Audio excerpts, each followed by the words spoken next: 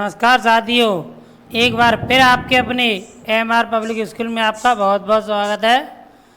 आज मेरा पहला टॉपिक है मैथ का नवोदय क्लासेस और बेसिक मैथ, यानी नवोदय और बेसिक का मैथ एक ही चलेगा। उसमें हमें देखना है नंबर सिस्टम पहला चैप्टर है। पहले उसकी क्या समझेंगे, एक समझ होती है, हर एक चैप्टर की क्या होती है, समझ होती है। पहले उसको समझेंगे, उसके बाद हम अगली जो वीडियो आएगी उसमें क्या समझेंगे, क्वेश्चनों को समझेंगे। तो पहले हमें क्या समझना है, इसकी अंडरस्टैंडिंग। हमें पहले किसी चैप्टर को स्टार्ट करने से पहले डायरेक्ट सवाल नहीं किए जाते हैं। जैसे आप कोई मकान बनवाते होंगे तो पहले आप क्या करते हैं, अपने दिमाग में क्या करते हैं, या तो मैप बनवाते होंगे या अपने दिमाग में ये सोचेंगे यहाँ से ये कमरा निकलेगा, यहाँ से ये कमरा निकलेगा। उसी प्रकार हम ऐसे ही किसी भी चैप्टर को स्टार्ट करेंगे तो सबसे पहले उसकी क्या करेंगे, छोटी सी थ्योरी पढ़ेंगे, उसकी समझ पढ़ेंगे, उसके बाद उस चैप्टर को हम स्टार्ट करेंगे। तो देखिए पहला चैप्टर हमारा संख्या पद्धति। संख्या पद्धति होती क्या है पहले ये समझेंगे। जब तक चैप्टर के बारे में जानकारी नहीं तो हम कैसे समझ सकते हैं चैप्टर को। तो देखिए हम अपने दैनिक जीवन में गिनती करने का काम, वस्तुएं खरीदने का काम, समय देखने का और कैलकुलेशन करने का काम करते हैं। तो इनमें किसकी चीज़ का उपयोग करते हैं, संख्याओं का उपयोग करते हैं। और संख्याओं का उपयोग ही इसको क्या कहलाता है, संख्याओं के अध्ययन को ही हम क्या कहते हैं, संख्या पद्धति कहते हैं। क्या कहते हैं, संख्या पद्धति। तो संख्या पद्धति होता क्या है, संख्या पद्धति। तो उसमें जिन संख्याओं को पढ़ रहे हैं, जिन संख्याओं को हम पढ़ रहे हैं उसे हम क्या बोलेंगे, संख्या पद्धति। ऐसे ही संख्या पद्धति में देखेंगे क्या पद्धति होती है, इसमें कितने टाइप्स होते हैं। जैसे संख्या पद्धति का मतलब होता है परिवार। पद्धति का मतलब क्या है, परिवार। ऐसे ही परिवार में कई प्रकार के आदमी पाए जाते हैं या लोग पाए जाते हैं, या जेंट्स गर्ल्स सब पाए जाते हैं। ऐसे ही संख्याओं के परिवार में भी क्या पाए जाएंगे, कई प्रकार की संख्याएं पाई जाएंगी। क्या पाई जाएंगी, कई प्रकार की संख्याएं। जैसे संख्या पद्धति में जैसे प्राकृतिक संख्या होती है, पूर्ण संख्या है, पूर्णांक है, सम संख्या, विषम संख्या, अभाज्य संख्या, भाज्य संख्या, ये सभी आती हैं। लेकिन हमें अभी पढ़ना क्या क्या है, थोड़ा थोड़ा पढ़ना है। बेसिक से स्टार्ट करेंगे, फिर धीमे धीमे धीमे धीमे हाई लेवल पे चलते चले जाएंगे। जो मैं आपको पढ़ा रहा हूँ उस चीज़ का क्या करना है, आपको नोट जरूर करना है। आप इसको एक बार नोट कर लेंगे तो आपको अच्छे तरीके से समझ में आ जाएगा ये, ठीक है। अब हमारे दैनिक जीवन में उदाहरण दिए हैं संख्या पद्धति के। कौन कौन से एग्जाम्पल है, कहीं से हमने 5 सेब खरीदे, 10 पुस्तकें लाए, 3 पेंसिल खरीदी, और हमारी क्लास में कितने विद्यार्थी होंगे, 25। तो इसी प्रकार से क्या है, इन संख्याओं का हम उपयोग कर रहे हैं, किस में करते हैं, संख्या पद्धति में। किस में करते हैं, संख्या पद्धति में, ठीक है। आगे देखेंगे प्राकृतिक संख्या। क्या लिखिए, प्राकृतिक संख्या। तो इसके प्रकार स्टार्ट हो गए। संख्या पद्धति के क्या है, प्रकार। तो पहली संख्या हमारी प्राकृतिक संख्या। तो जिन संख्याओं को गिनना स्टार्ट किया जाता है शुरू से, तो उन संख्याओं को हम क्या कहते हैं, प्राकृतिक संख्या। गिनती की संख्याओं को क्या बोलते हैं, प्राकृतिक संख्या। जैसे हमने कोई सामान खरीदा तो सबसे पहले हमें कितने रुपए मिलेंगे, 1। कितने मिलेंगे, 1, फिर 2, 3, 4, ऐसे ही आगे बढ़ते चले जाते हैं और वो क्या कहलाते हैं, हमारी प्राकृतिक संख्याएं। तो सबसे पहले स्टार्ट कहाँ से करते हैं, 1 से, और कहाँ तक जाती हैं, वो अनंत तक जाती हैं। कहाँ तक, अनंत तक, यानी इसके कोई था नहीं है। तो देखेंगे विशेषताएं।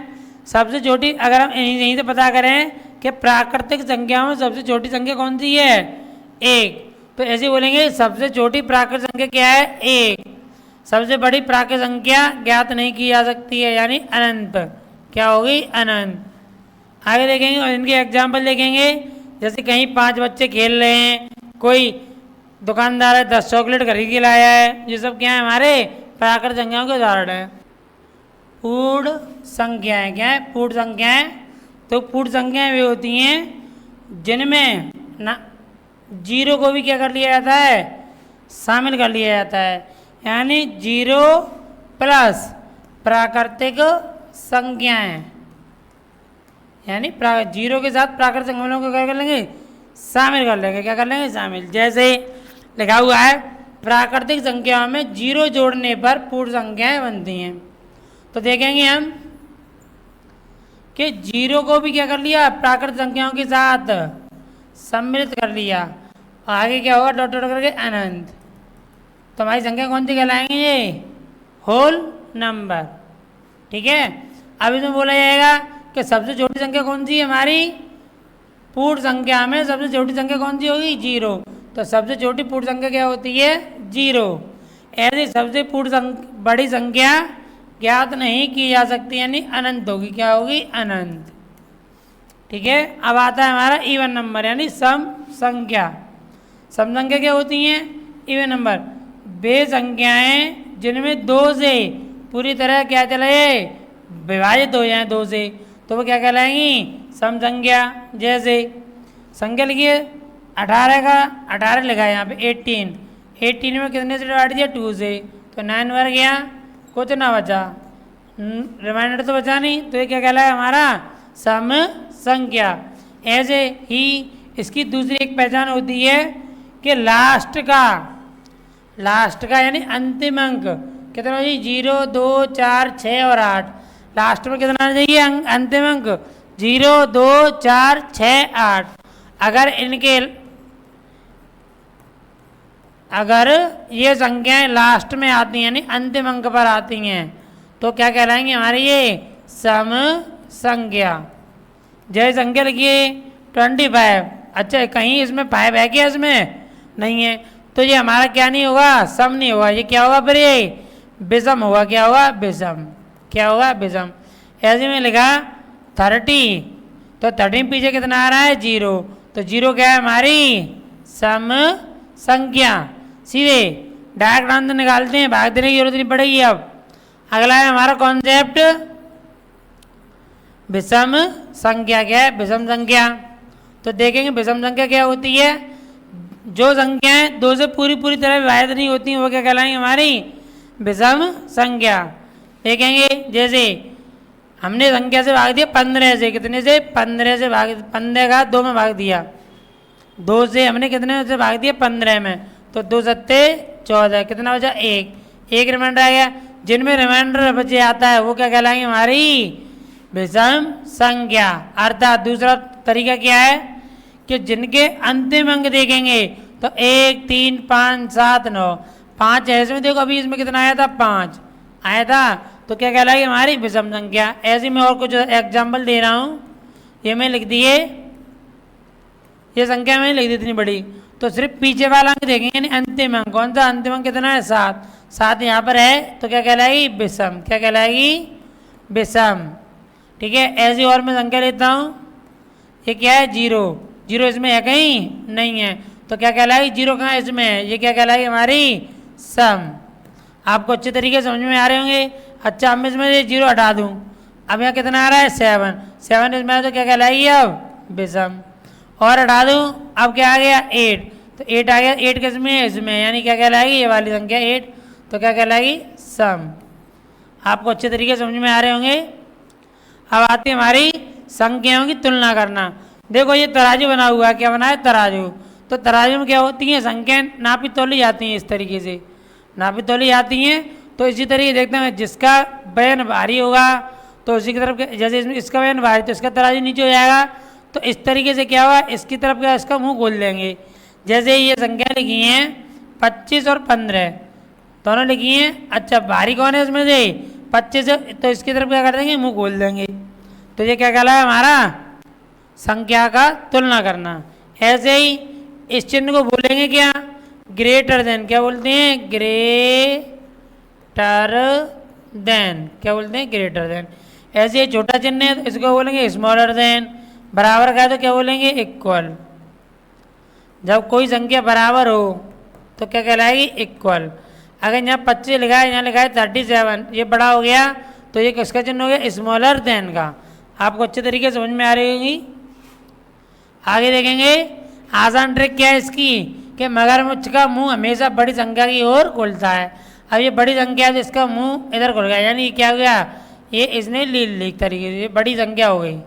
ऐसे यहाँ पर 8 है तो बड़ी तरह मुंह करके मुंह खोल देते हैं, ठीक है। अब आता है प्लेस वैल्यू। प्लेस वैल्यू में क्या होता है, जैसे कोई संख्या लिखी हुई है, यहाँ पे लिखा है वंस, टेंस, 100, 1000, तो हम बोले 7 की प्लेस वैल्यू निकालिए, तो क्या होगा, यहाँ पे 7 लिखेंगे और 1000 आया है तो 7 से 1000 से क्या कर देंगे मल्टीप्लाई, तो हमारा क्या हो गया 7000। ऐसे 100 आएगा, 100 पे पूछे 8 की पूछी आ रही है 8 इंटू 100 तो 800 हो गया। यानी 8 की प्लेस वैल्यू कितनी होगी, मैं बोलूँ प्लेस वैल्यू ऑफ 8 निकालो, प्लेस वैल्यू ऑफ 8 तो कितना अंदर आएगा हमारा 800। ओके, आपको समझ में आ रहा होगा अच्छे तरीके से। अब आ रहा हमारा एक्सपेंडेड फॉर्म, जो प्लेस वैल्यू निकालते हैं उन्हीं से क्या बनता है हमारा एक्सपेंडेड फॉर्म।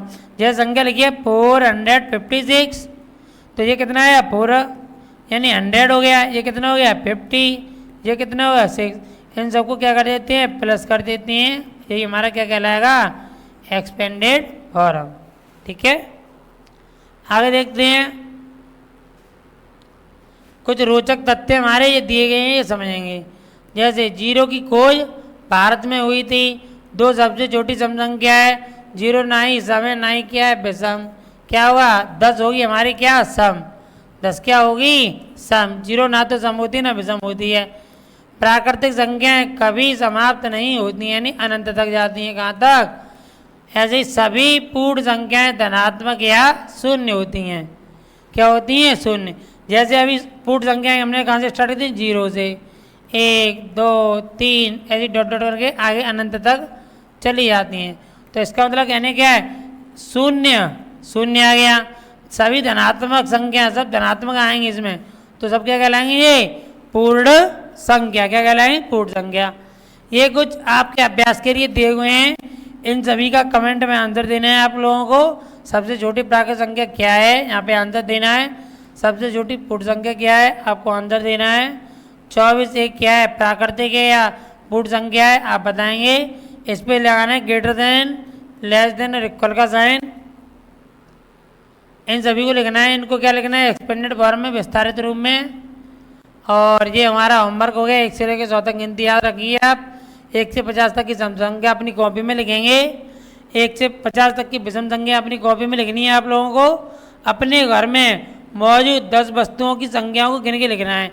जैसे हमारे घर में कितने कमरे हैं, ऐसे करके हमारे कितने पंखे लगे हुए हैं, हमारे घर में कितने गिलास हैं, इस तरीके से यहाँ पे क्या लिखना है आपको संख्याएं लिखनी है। जैसे गिलास क्या लिख दिया आपने गिलास, तो गिलास को काउंट करके यहाँ पे लिखनी है कितने हैं।